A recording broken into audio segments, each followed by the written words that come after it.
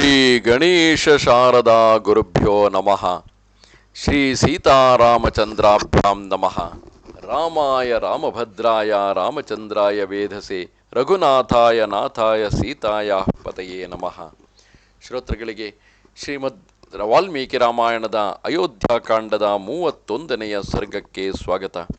ಹಿಂದಿನ ಸರ್ಗದಲ್ಲಿ ನಾವು ಕೊನೆಗೂ ಸೀತಾಮಾತೆಯ ನಿರಂತರವಾದ ಪ್ರಲಾಪದಿಂದ, ಅಂದರೆ ನಿರಂತರವಾಗಿ ಆಕೆಯು ಯಾವ ಕಾರಣದಿಂದಾಗಿ ತಾನು ವನಕ್ಕೆ ಹೋಗಲು ಬಯಸುವೆ, ಶ್ರೀರಾಮನಿಗಿಂತಲೂ ಒಂದು ಹೆಜ್ಜೆ ಮುಂದಿಟ್ಟು ತಾನು ಸಂತೋಷದಿಂದಲೇ ಆನಂದದಿಂದಲೇ ವಿಧಿವಶವಾಗಿ ಬಂದಿರುವಂತಹ ಈ ಸ್ಥಿತಿಯನ್ನು ಒಪ್ಪಿಕೊಂಡಿದ್ದೇನೆ.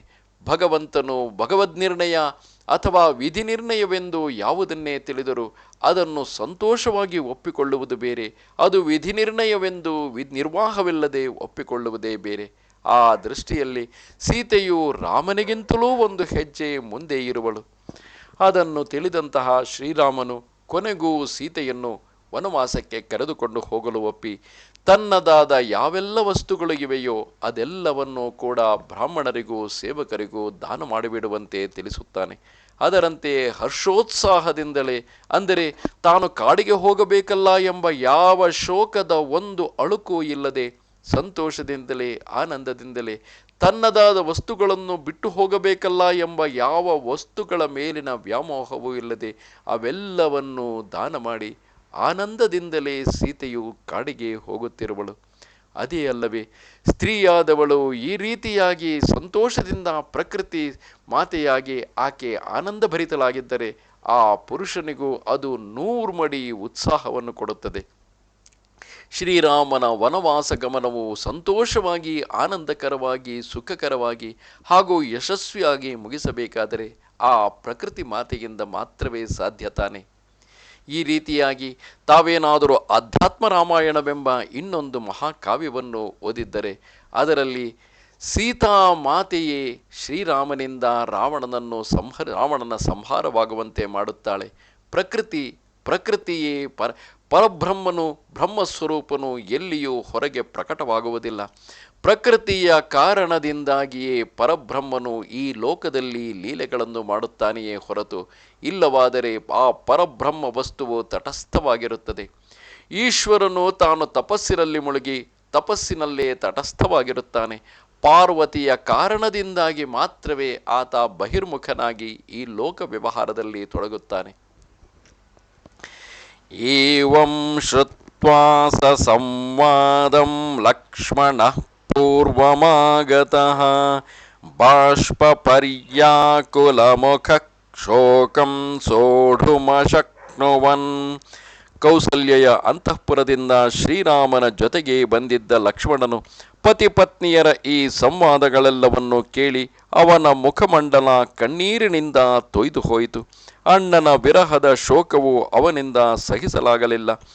ಸಭಾತುಶ್ಚರಣೌ ಗಾಢಂ ನಿಪೀಡ್ಯ ರಘುನಂದನಃ ಸೀತಾಮುವಾಚಾತಿಯಶಾಂ ರಾಘವಂಚ ಮಹಾವ್ರತಂ. ರಘುನಂದನ ಲಕ್ಷ್ಮಣನು ಅಣ್ಣನ ಚರಣಗಳನ್ನು ಗಟ್ಟಿಯಾಗಿ ಹಿಡಿದುಕೊಂಡು ಅತ್ಯಂತ ಯಶಸ್ವಿನಿ ಸೀತೆ ಹಾಗೂ ಮಹಾವ್ರತಧಾರಿ ಶ್ರೀ ರಘುನಾಥನಲ್ಲಿ ಈ ರೀತಿಯಾಗಿ ಪ್ರಾರ್ಥಿಸಿದನು. ಯದಿ ಗಂತುಂ ಕೃತಾ ಬುದ್ಧಿರ್ವನಂ ಮೃಗಗಜಾಯುತಂ ಅಹಂ ತ್ವಾನುಗಮಿಷ್ಯಾಮಿ ವನಮಗ್ರೇ ಧನುರ್ಧರಃ. ಆರ್ಯ, ನೀವು ಸಾವಿರಾರು ಕಾಡು ಪ್ರಾಣಿಗಳಿಂದ ಆನೆಗಳಿಂದ ತುಂಬಿದ ವನಕ್ಕೆ ಹೋಗುವುದನ್ನು ನಿಶ್ಚಯಿಸಿದರೆ ನಾನು ನಿಮ್ಮನ್ನು ಅನುಸರಿಸುವೆನು. ಧನುರ್ಬಾಣಗಳನ್ನು ಧರಿಸಿ ಮುಂದೆ ಮುಂದೆ ನಡೆಯುವೆನು. ಮಾಯಾ ಸಮೇತೋರಣ್ಯಾನಿ ರಮ್ಯಾಣಿ ವಿಚರಿಷ್ಯಸಿ ಪಕ್ಷಿಭಿರ್ಮೃಗಯೂಥೈಶ್ಚ ಸಂಘುಷ್ಟಾನಿ ಸಮಂತತಃ. ನೀವು ನನ್ನೊಂದಿಗೆ ಪಕ್ಷಿಗಳ ಕಲರವ, ಭೃಂಗಗಳ ಗುಂಜಾರವದಿಂದ ಗುಂಜಿತವಾದ ರಮಣೀಯ ವನದಲ್ಲಿ ಎಲ್ಲೆಡೆ ಸಂಚರಿಸಿರಿ. ನ ದೇವಲೋಕಾಕ್ರಮಣಂ ನಾಮರತ್ವಮಹಂ ವೃಣೇ ಐಶ್ವರ್ಯಂ ವಾಪಿ ಲೋಕಾನಾಂ ಕಾಮಯೇನ ತ್ವಯಾದಿನ ತ್ವಯಾ ವಿನಾ.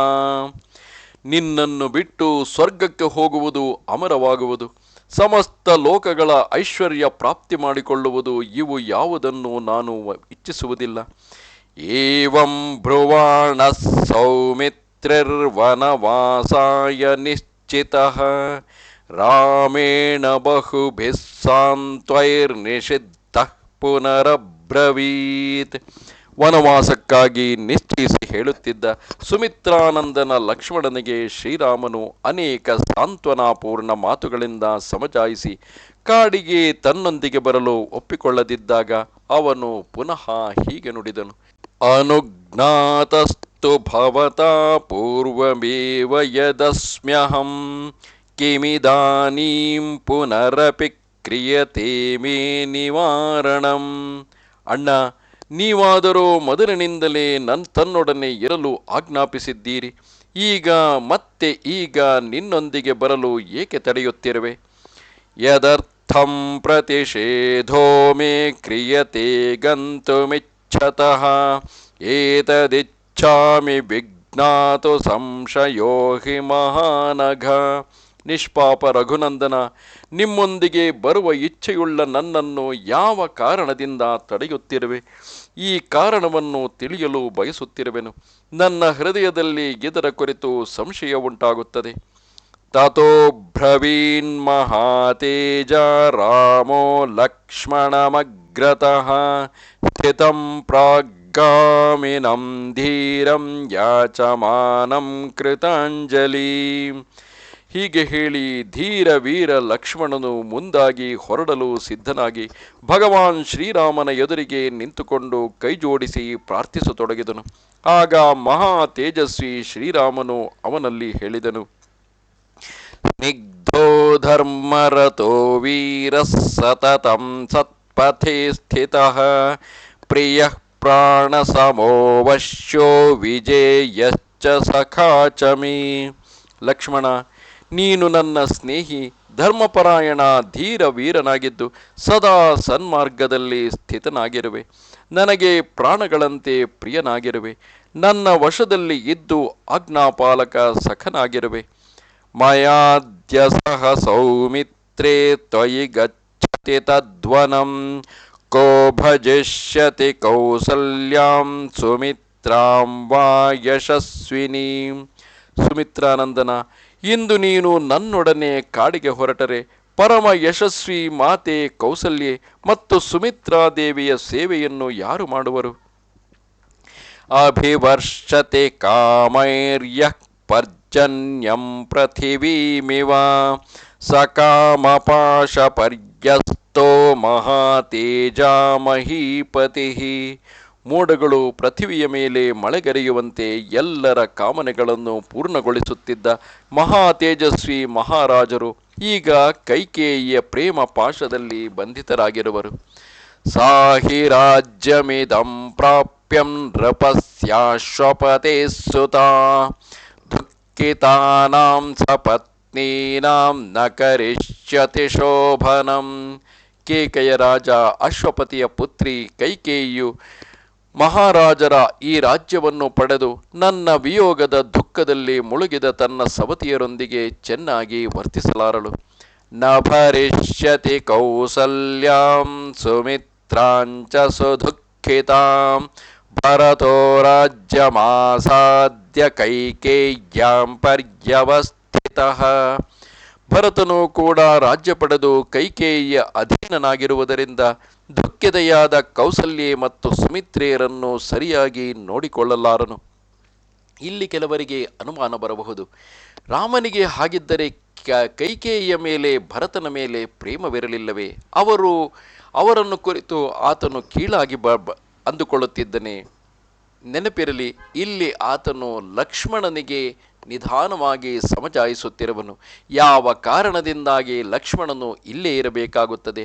ಒಂದೊಮ್ಮೆ ಈಗಾಗಲೇ ಕೈಕೇಯಿಯು ಯಾರದ್ದು ದುರ್ಬೋಧನೆಯನ್ನು ಕೇಳಿ ತನ್ನನ್ನೇ ಕಾಡಿಗೆ ಅಟ್ಟುತ್ತಾ ತನ್ನ ಪತಿಗೆ ಅಹಿತವಾಗುತ್ತಿದ್ದರೂ ಅದನ್ನೇ ಮಾಡುತ್ತಿರುವಾಗ ಮುಂದೆಯೂ ಕೂಡ ಈ ರೀತಿ ಯಾರ ಮಾತು ಕೇಳಿಯೋ ಅಥವಾ ಸ್ವಬುದ್ಧಿಯಿಂದಲೋ ಸವತಿಯರಿಗೆ ತೊಂದರೆ ಕೊಡುವುದಿಲ್ಲ ಎಂದು ಯಾವ ಖಾತರಿ ಇರುತ್ತದೆ. ಅದೇ ರೀತಿಯಾಗಿ ಭರತನಾದರೂ ಸ್ವಭಾವತಃ ಒಳ್ಳೆಯವನೇ ಆಗಿರಬಹುದು, ಶ್ರೀರಾಮನ ಅನುವರ್ತಿಯಾಗಿರಬಹುದು, ಧರ್ಮಾತ್ಮನಾಗಿರಬಹುದು. ಆದರೆ ಅವನೂ ಕೂಡ ಮತ್ತೊಬ್ಬರ ದುರ್ಬೋಧನೆಯನ್ನು ಕೇಳಿ ಹಾಗೂ ತಾಯಿಯ ಮಾತಿಗೆ ಕಟ್ಟುಬಿದ್ದು, ಹೇಗೆ ದಶರಥನು ಪತ್ನಿಯ ಮಾತಿಗೆ ಕಟ್ಟುಬಿದ್ದು ಸ್ವಂತ ಮಗನನ್ನೇ ಕಾಡಿಗೆ ಕಳಿಸುತ್ತಿರುವನು, ಹಾಗೆ ಭರತನೂ ಕೂಡ ತಾಯಿಯ ಮಾತಿಗೆ ಕಟ್ಟುಬಿದ್ದು ಇತರ ಮಾತೆಯರೊಂದಿಗೆ ಹೇಗೆ ವರ್ತಿಸುವನೋ ಏನೋ. ಈ ಕಾರಣದಿಂದಾಗಿ ಈ ವಿಚಾರಗಳೆಲ್ಲವನ್ನು ಮುಂದೊಡ್ಡಿ ಶ್ರೀರಾಮನು ಲಕ್ಷ್ಮಣನಿಗೆ ಸಮಜಾಯಿಸುತ್ತಿರುವನು. ತಾಮಾರ್ಯಂ ಸ್ವಯಮೇವೇಹ ರಾಜಾನುಗ್ರಹಣೇನ ವಾ ಸೌಮಿತ್ರೇ ಭರ ಕೌಸಲ್ಯ ಮುಕ್ತಮರ್ಥಮಮಂ ಚರ. ಆದ್ದರಿಂದ ಸುಮಿತ್ರಾ ಕುಮಾರ, ನೀನು ಇಲ್ಲೇ ಇದ್ದು ತನ್ನ ಪ್ರಯತ್ನದಿಂದ ಅಥವಾ ರಾಜನ ಕೃಪೆ ಸಂಪಾದಿಸಿ ಮಾತೆ ಕೌಸಲ್ಯನ್ನು ಪಾಲಿಸು. ನಾನು ಹೇಳಿದ ಈ ಪ್ರಯೋಜನವನ್ನು ಸಿದ್ಧಗೊಳಿಸು. ಏವಂ ಮಯಿ ಚ ತೇ ಭಕ್ತಿರ್ಭವಿಷ್ಯತಿ ಸುದರ್ಶಿತಃ ಧರ್ಮಜ್ಞ ಗುರು ಪೂಜಾಯಾಂ ಧರ್ಮಶ್ಚಾಪ್ಯತುಲೋ ಮಹಾನ್. ಹೀಗೆ ಮಾಡುವುದರಿಂದ ನನ್ನ ಕುರಿತು ಇರುವ ನಿನ್ನ ಭಕ್ತಿಯು ಚೆನ್ನಾಗಿ ಪ್ರಕಟವಾಗುವುದು, ಹಾಗೂ ಧರ್ಮಜ್ಞ ಗುರು ಹಿರಿಯರ ಪೂಜೆ ಮಾಡುವುದರಿಂದ ಸಿಗುವ ಅನುಪಮ ಧರ್ಮವು ನಿನಗೆ ಪ್ರಾಪ್ತವಾಗುವುದು. ಏವಂ ಕುರುಷ್ವ ಸೌಮಿತ್ರೇ ಮತ್ಕೃತೆ ರಘುನಂದನ ಪ್ರಹೀಣಾಯ ಮಾತುರ್ನೋ ನ ಭವೇತ್ ಸುಖಂ. ರಘುನಂದನ ಲಕ್ಷ್ಮಣ, ನೀನು ನನಗಾಗಿ ಹೀಗೆ ಮಾಡು, ಏಕೆಂದರೆ ನಮ್ಮಿಂದ ಅಗಲಿದ ನಮ್ಮ ಮಾತೆಗೆ ಎಂದೂ ಸುಖವಾಗಲಾರದು. ಅವಳು ಸದಾ ನಮ್ಮ ಚಿಂತೆಯಲ್ಲೇ ಮುಳುಗಿಯಿರುವಳು. ಏವ ಮುಕ್ತಸ್ತು ರಾಮೇಣ ಲಕ್ಷ್ಮಣಶ್ಲಕ್ಷ್ಣಯಾ ಗಿರಾ ಪ್ರತ್ಯುವಾಚ ತದಾ ರಾಮಂ ವಾಕ್ಯಜ್ಞೋ ವಾಕ್ಯಕೋವಿದಂ. ಶ್ರೀರಾಮನು ಹೀಗೆ ಹೇಳಿದಾಗ ಮಾತಿನ ಮರ್ಮವನ್ನು ತಿಳಿದ ಲಕ್ಷ್ಮಣನು ಮಾತಿನ ತಾತ್ಪರ್ಯವನ್ನು ಬಲ್ಲ ಶ್ರೀರಾಮನಲ್ಲಿ ಮಧುರವಾಣಿಯಿಂದ ಹೀಗೆ ಉತ್ತರಿಸಿದನು.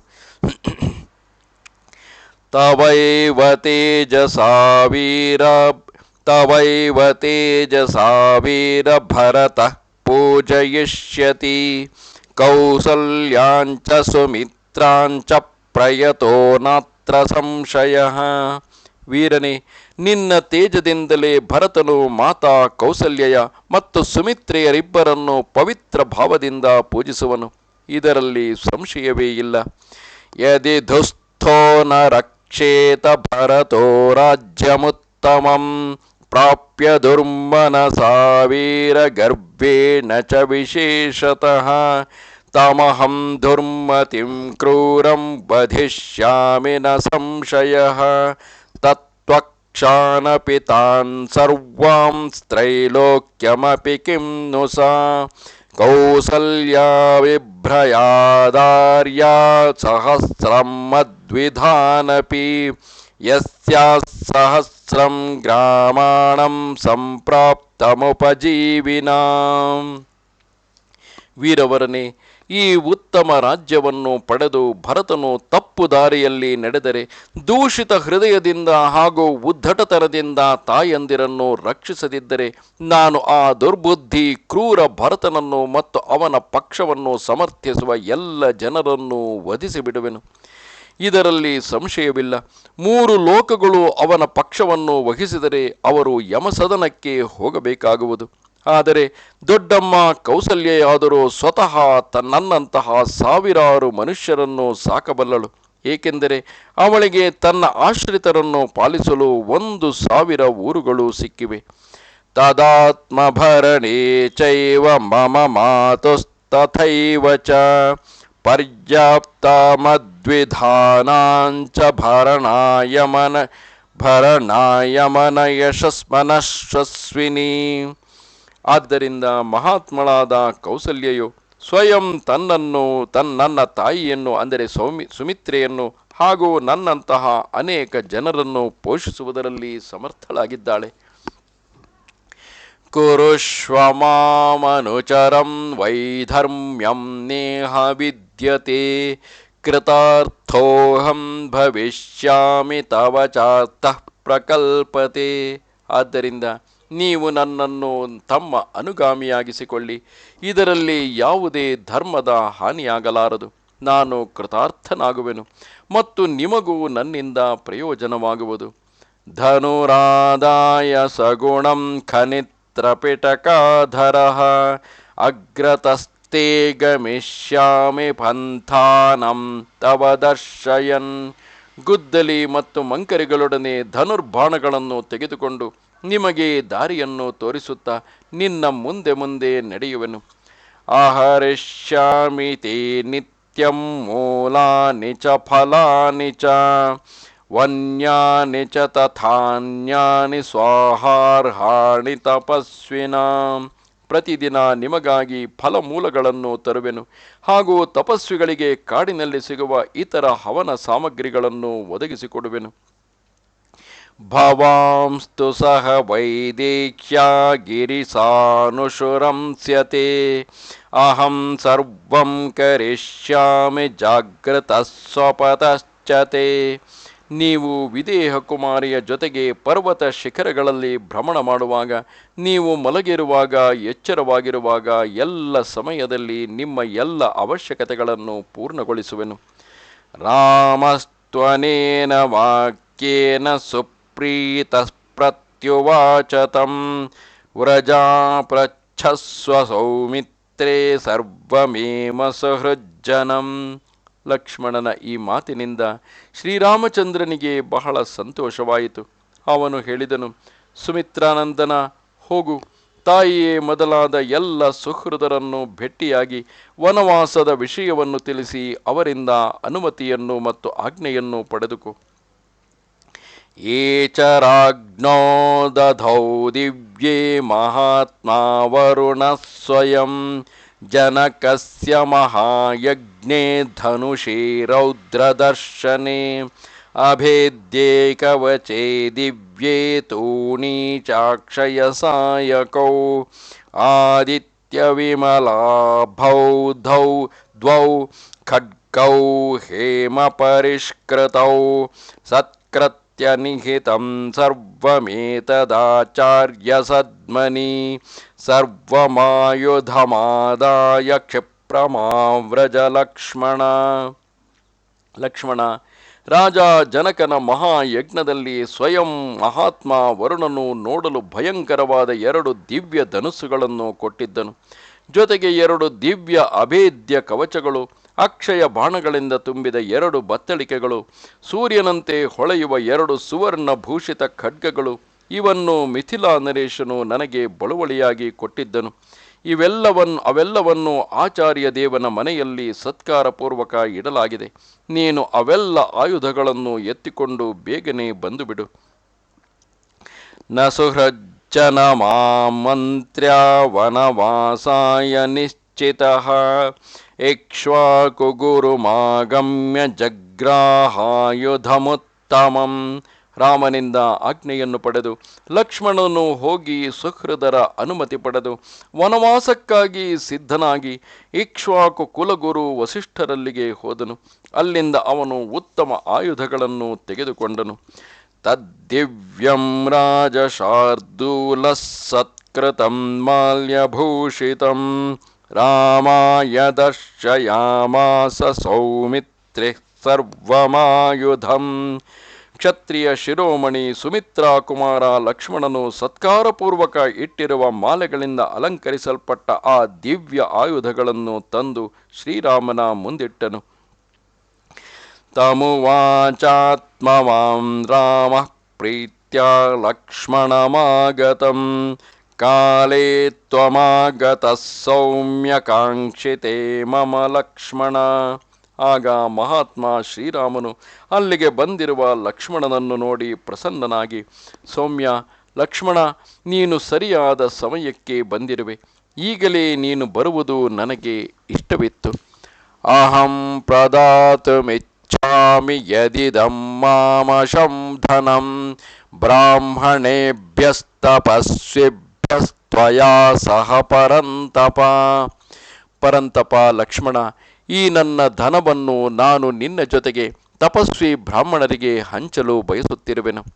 ವಸಂತೀಹ ದೃಢಂ ಭಕ್ತ್ಯಾ ಗುರುಷುದ್ವಿಜ ಸತ್ತಮಾಹ ತೇಷಾಮಪಿ ಚ ಮೇ ಭೂಯಃ ಸರ್ವೇಷಾಂ ಚೋಪಜೀವಿನಾಂ. ಗುರು ಹಿರಿಯರ ಕುರಿತು ಸುದೃಢ ಭಕ್ತಿ ಭಾವದಿಂದ ಕೂಡಿದ್ದು ನಮ್ಮ ಬಳಿ ಇರುವ ಶ್ರೇಷ್ಠ ಬ್ರಾಹ್ಮಣರಿಗೆ ಹಾಗೂ ಸಮಸ್ತ ಆಶ್ರಿತ ಜನರಿಗೂ ನನ್ನ ಈ ಧನವನ್ನು ಹಂಚುವುದಿದೆ. ವಸಿಷ್ಠಪುತ್ರಂತು ಸುಯಜ್ಞಮಾರ್ಯಂ ತ್ವಮಾನಯಾತು ಪ್ರವರಂ ದ್ವಿಜಾನಾಂ ಅಪಿಪ್ರಾಯಾಸ್ಯಾಮಿ ಧಮನಂ ಸಮಸ್ತಾನಭ್ಯಶ್ಚ ಶಿಷ್ಟಾನಪರಾನ್ ದ್ವಿಜಾತೀನ್. ಬ್ರಾಹ್ಮಣರಲ್ಲಿ ಶ್ರೇಷ್ಠನಾದ ವಸಿಷ್ಠರ ಪುತ್ರ ಆರ್ಯ ಸುಯಜ್ಞನನ್ನು ನೀನು ಬೇಗನೆ ಇಲ್ಲಿಗೆ ಕರೆದುಕೊಂಡು ಬಾ. ನಾನು ಇದೆಲ್ಲವನ್ನು ಅವರಿಗೆ ಇತ್ತು ಉಳಿದವನ್ನು ಇತರ ಬ್ರಾಹ್ಮಣರಿಗೆ ಸತ್ಕಾರಪೂರ್ವಕ ಕೊಟ್ಟು ಕಾಡಿಗೆ ಹೋಗುವೆನು. ಇಲ್ಲಿಗೆ ವಾಲ್ಮೀಕಿ ವಿರಚಿತ ಆರ್ಷರಾಮಾಯಣ ಆದಿಕಾವ್ಯದ ಅಯೋಧ್ಯಾಕಾಂಡದಲ್ಲಿ 31ನೆಯ ಸರ್ಗವು ಪೂರ್ಣವಾಯಿತು. ಈ ರೀತಿಯಾಗಿ ಈ ಸರ್ಗದಲ್ಲಿ ಗಮನಿಸಿದರೆ ಪ್ರತಿಯೊಬ್ಬರೂ ಕೂಡ, ಅಂದರೆ ಶ್ರೀರಾಮನೇ ಇರಲಿ, ಸೀತೆಯೇ ಇರಲಿ, ಲಕ್ಷ್ಮಣನೇ ಇರಲಿ, ಸಂದರ್ಭೋಚಿತವಾಗಿ ಭಿನ್ನ ಭಿನ್ನವಾಗಿ ವರ್ತಿಸುತ್ತಿರುವರಲ್ಲ ಎಂದು ಕೆಲವರಿಗೆ ಅನಿಸಬಹುದು. ಯಾವಾಗಲೂ ಒಂದೇ ಮಾತಿಗೆ ಕಟ್ಟು ಬಿದ್ದು ಅದನ್ನೇ ತಾನು ಪಾಲಿಸುವೆನೆಂದು, ಕೆಲವೊಂದು ವಿಚಾರಗಳಲ್ಲಿ ಪಿತೃವಾಕ್ಯ ಪರಿಪಾಲನೆ ಮಾಡುವ ರಾಮನ ವಿಚಾರ, ಹಾಗೂ ಪತಿಯೊಂದಿಗೆ ಸದಾ ಇರಬೇಕೆಂದು ಬಯಸುವ ಸೀತೆಯ ವಿಚಾರ, ಅಣ್ಣನೊಂದಿಗೆ ಆತನ ಅನುವರ್ತಿಯಾಗಿ ಇರಬೇಕೆಂಬ ಲಕ್ಷ್ಮಣನ ವಿಚಾರ ಸ್ಥಿರವಾಗಿರುತ್ತದೆ. ಅದನ್ನು ಹೊರತುಪಡಿಸಿ ಬಾಕಿ ಎಲ್ಲ ಮಾತುಗಳು ಸಂದರ್ಭೋಚಿತವಾಗಿ ಇರಬೇಕೇ ಹೊರತು ಯಾವುದು ಯಾವಾಗಲೋ ಹೇಳಿದ ಒಂದು ಮಾತನ್ನು ಹಿಡಿದುಕೊಂಡು ಅದಕ್ಕೆ ಕಟ್ಟು ಬಿದ್ದು ಸಾಧಿಸುವುದು ಮನುಷ್ಯತ್ವದ ಲಕ್ಷಣವಲ್ಲ. ಅದೇ ರೀತಿಯಾಗಿ ಇಲ್ಲಿ ಇನ್ನೂ ಕೆಲವರಿಗೆ ಸೀತೆಯೇನೋ ರಾಮನ ಜೊತೆಯಲ್ಲಿ ಹೊರಡಲು ಒಪ್ಪಿಕೊಂಡಳು, ರಾಮನೂ ಒಪ್ಪಿಕೊಂಡು ಸೀತೆಯನ್ನು ಕರೆದುಕೊಂಡು ಹೋದ. ಅದು ಸೀತೆಯ ಪತಿವ್ರತಾ ಧರ್ಮವೋ ಆಗಿತ್ತು. ಆ ಕಾಲಕ್ಕೆ ಅದೆಲ್ಲವೂ ಒಪ್ಪಿಕೊಳ್ಳುವಂತಹದ್ದೇ. ಆದರೆ ಲಕ್ಷ್ಮಣನ ಪ್ರಿಯ ಪತ್ನಿಯಾದ ಊರ್ಮಿಳೆಯ ಗತಿ ಏನು? ಊರ್ಮಿಳೆಯನ್ನು ಲಕ್ಷ್ಮಣನು ಅದೇ ಅರಮನೆಯಲ್ಲೇ ತೊರೆದು ಹೊರಟು ಹೋದನಲ್ಲ. ಆದರೆ ಸೂಕ್ಷ್ಮವಾಗಿ ಗಮನಿಸಿದರೆ ಇಲ್ಲಿ ಅವರು ಹೋಗುತ್ತಿರುವುದು ವನಗಮನ, ಅಂದರೆ ವನಪ್ರಯಾಣ ಅಥವಾ ವನವಿಹಾರಕ್ಕಾಗಿ ಅಲ್ಲ. ಅವರು ಹೋಗುತ್ತಿರುವುದು ವನವಾಸಕ್ಕಾಗಿ, ಕಾಡಿನಲ್ಲಿಯೇ ವಾಸ ಮಾಡುವುದಕ್ಕಾಗಿ. ಹಾಗೆ ಹೋದಾಗ ಅಲ್ಲಿ ಎಂತೆಂತಹ ತೊಂದರೆಗಳು ಎದುರಾಗಬಹುದು. ಲಕ್ಷ್ಮಣನು ಶ್ರೀರಾಮನೊಂದಿಗೆ ಹೋಗುತ್ತಿರುವುದಕ್ಕೂ ಶ್ರೀರಾಮನು ಹೋಗುತ್ತಿರುವುದಕ್ಕೂ ವ್ಯತ್ಯಾಸವಿದೆ. ಶ್ರೀರಾಮನು ತನ್ನ ತಂದೆಯ ಮಾತಿನಂತೆ ವನವಾಸಕ್ಕೆ ಹೋಗುತ್ತಿರುವಾಗ ಲಕ್ಷ್ಮಣನು ಆತನ ಅನುವರ್ತಿಯಾಗಿ ನಿರಂತರವಾಗಿ ಆತನ ಸೇವೆ ಮಾಡಿಕೊಂಡು ಆತನ ಯೋಗಕ್ಷೇಮವನ್ನು, ಆತನ ರಕ್ಷಣೆಯನ್ನು ನೋಡಿಕೊಂಡಿರುವ ಸಲುವಾಗಿ ಹೋಗುತ್ತಿದ್ದಾನೆ. ಸೀತೆಯು ಪತಿವ್ರತಾ ಧರ್ಮವನ್ನು ಅನುಸರಿಸಿ ರಾಮನ ಜೊತೆಗೆ ಹೋಗುತ್ತಿದ್ದಾಳೆ. ಈ ಪತಿವ್ರತಾ ಧರ್ಮದಲ್ಲಿ ಗಂಡನೊಂದಿಗೆ ಇರಬೇಕೆಂಬ ಯಾವ ನಿಯಮವೂ ಇಲ್ಲ. ಸಮಯಕ್ಕೆ ತಕ್ಕಂತೆ ಊರ್ಮಿಳೆಯು ಸೀತೆಯ ತಂಗಿಯಾಗಿದ್ದಾಳೆ. ಆಕೆ ಸೀತೆಯದೇ ಇನ್ನೊಂದು ಪ್ರತಿರೂಪವಾಗಿದ್ದಾಳೆ. ಊರ್ಮಿಳೆಯು ಭಿನ್ನವಾದ ವ್ರತವನ್ನು ಆಚರಿಸುತ್ತಿದ್ದಾಳೆ. ಪತಿಯಾದ ಲಕ್ಷ್ಮಣನೊಂದಿಗೆ ತಾನೂ ಹೋದರೆ ಅಲ್ಲಿ ಲಕ್ಷ್ಮಣನು ರಾಮ ಸೀತೆಯರ ಸೇವೆ ಮಾಡುವುದಾದರೂ ಹೇಗೆ? ಅವರನ್ನು ರಕ್ಷಣೆ ಮಾಡುವುದಾದರೂ ಹೇಗೆ? ಅವರ ಯೋಗಕ್ಷೇಮವನ್ನು ನೋಡಿಕೊಳ್ಳುವುದಾದರೂ ಹೇಗೆ? ಊರ್ಮಿಳೆಯು ಅರಮನೆಯಲ್ಲೇ ಉಳಿದರೆ ಲಕ್ಷ್ಮಣನಿಗೂ ಆಕೆಯ ಕುರಿತು ಚಿಂತೆ ಇರುವುದಿಲ್ಲ. ಆಕೆ ಹೇಗೋ ತನ್ನ ಜೀವನವನ್ನು ನೋಡಿಕೊಳ್ಳುತ್ತಿದ್ದಾಳೆ ಎಂಬ ಭರವಸೆ ಇರುತ್ತದೆ. ಅದೇ ರೀತಿಯಾಗಿ ಹೇಗೆ ಲಕ್ಷ್ಮಣನು ಕಾಡಿನಲ್ಲಿದ್ದು ರಾಮ ಸೀತೆಯರ ಸೇವೆ ಮಾಡುತ್ತಿರುವನು, ಹಾಗೆಯೇ ಊರ್ಮಿಳೆಯು ಅರಮನೆಯಲ್ಲೇ ಇದ್ದು ತನ್ನ ಪತಿಯಾದ ಲಕ್ಷ್ಮಣನಿಗೆ ಯಾವ ಆತಂಕವೂ ಇರದಂತೆ ತಾನು ಅತ್ತೆ ಮಾವಂದಿರ ಸೇವೆ ಮಾಡಬೇಕೆಂದು ಅರಮನೆಯಲ್ಲೇ ಉಳಿದುಕೊಳ್ಳುತ್ತಾಳೆ. ಪತಿವ್ರತೆಯಾದ ಸ್ತ್ರೀಯ ಒಂದು ಮುಖ ಸೀತೆಯಾದರೆ ಇನ್ನೊಂದು ಭಿನ್ನವಾದ ಮುಖ ಊರ್ಮಿಳೆಯದು. ನಮಸ್ತೆ ಶಾರದಾದೇವಿ ಕಾಶ್ಮೀರ ಪುರವಾಸಿನಿ ತ್ವಾಮಹಂ ಪ್ರಾರ್ಥಯೇ ನಿತ್ಯಂ ವಿದ್ಯಾದಾನಂಚ ದೇಹಿಮೆ. ನಮಸ್ಕಾರ.